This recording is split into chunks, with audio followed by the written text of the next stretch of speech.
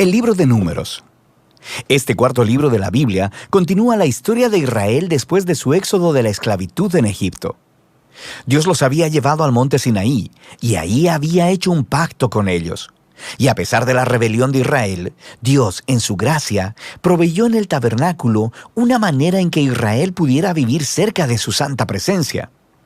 Así que el libro de Números comienza cuando Israel termina su estadía de 1 año en el monte Sinaí, y ellos se dirigen al desierto en camino a la tierra que Dios le prometió a Abraham. La narrativa del libro está diseñada de acuerdo a las etapas de su viaje, así que la primera sección empieza en el monte Sinaí, pero luego ellos salen y viajan al desierto de Parán. Y luego, después de ahí, viajan a las llanuras de Moab, que están justo frente a la tierra prometida. Ahora, la primera parte inicia con un censo donde el pueblo es contado, y de ahí viene el nombre del libro. Y luego hay leyes sobre cómo las tribus de Israel debían ser acomodadas en el campamento. Así que el tabernáculo debía ir en el centro, y luego, alrededor de él, los sacerdotes y levitas, y alrededor de ellos, las 12 tribus cuidadosamente ordenadas con Judá a la cabeza. Todo esto era un símbolo elaborado sobre cómo la presencia santa de Dios estaba en el centro de su existencia como pueblo. Esto es seguido por toda una serie de leyes que comunicaban las leyes de pureza del libro de Levítico. Si la presencia de Dios iba a estar en medio de ellos, debía hacerse todo el esfuerzo para que el campamento fuera un lugar puro, un lugar que reciba la santidad de Dios. En el capítulo 10, la presencia de Dios se levanta del tabernáculo y guía a Israel lejos del Sinaí, hacia el desierto. E inmediatamente las cosas comienzan a marchar terriblemente mal. En el capítulo 11 el pueblo empieza a quejarse de hambre y sed y empiezan a decir que quieren regresar a Egipto. Luego, en el capítulo 12, incluso el hermano y la hermana de Moisés empiezan a oponerse y a hablar mal de él delante de todo el pueblo. Este viaje no tuvo un buen comienzo. La siguiente sección comienza cuando los israelitas llegan al desierto de Parán, más o menos a la mitad del camino a la tierra prometida. Y Dios le dice a Moisés que envía a los 12 espías, uno por cada tribu, para que puedan reconocer la tierra prometida. Y cuando todos los espías regresan, 10 de ellos dicen que no hay posibilidad de que Israel pueda sobrevivir allí, porque los cananeos los destruirán. Pero hay 2 espías, Caleb y Josué, que dicen que Dios puede salvarlos. Pero los 10 provocan al pueblo a una ira temerosa y empiezan a planear un motín. Van a nombrar un nuevo líder y regresar a Egipto. Así que Dios está comprensiblemente molesto y Moisés intercede en favor del pueblo. Él le pide a Dios que sea fiel a sus promesas a Abraham. Así que Dios lo hace, pero no a expensas de su justicia. Él le da a estos israelitas lo que ellos desean, no entrar a la tierra. Y Dios sentencia a esa generación a vagar en el desierto durante 40 años hasta que mueran.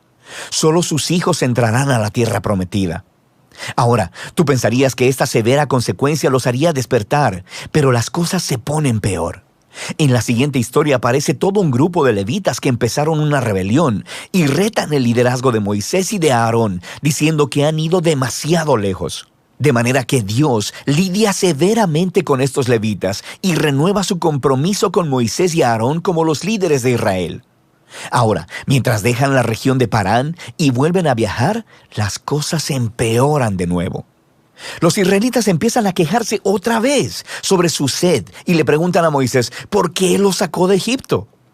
Así que Dios le dice a Moisés que le hable a una roca para sacar agua para todo el pueblo. Pero Moisés no hace eso, sino que excede los límites. Golpea la roca 2 veces y luego dice: «¡Rebeldes! ¿Tenemos nosotros que sacarles agua de esta roca?». Así que Moisés deshonra a Dios al ponerse en el lugar de Dios como el que provee agua. De manera que Moisés hace que caiga sobre sí mismo el mismo destino que el de la generación en el desierto. Él también morirá en el desierto y no podrá entrar en la tierra prometida.